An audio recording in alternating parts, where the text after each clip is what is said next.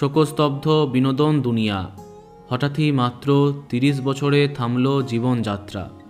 নিজের বাড়ি থেকে উদ্ধার হলো জনপ্রিয় অভিনেত্রীর মরদেহ।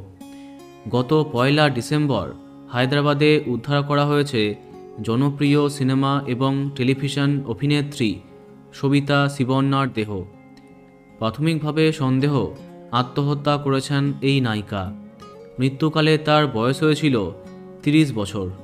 সংবাদ সংস্থা ANI-এর পক্ষ থেকে জানা যাচ্ছে, তেলেঙ্গানার রাঙ্গারেড্ডির বাসিন্দা অভিনেত্রী সবিতা শিবন্নাকে কোন্ডাপুরে তার নিজের বাড়িতেই মৃত অবস্থায় পাওয়া গেছে।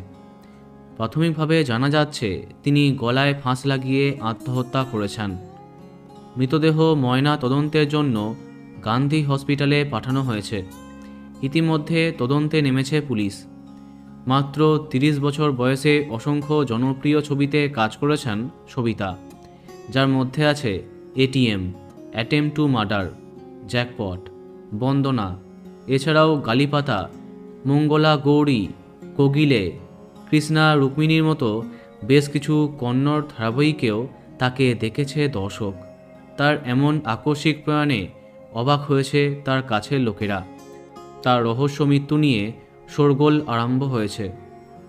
বন্ধুরা, ভিডিওটি এইটুকুই। বাংলা বিনোদনের অন্যান্য আরও খবর পেতে সাবস্ক্রাইব কারেন্ট পজ। ধন্যবাদ।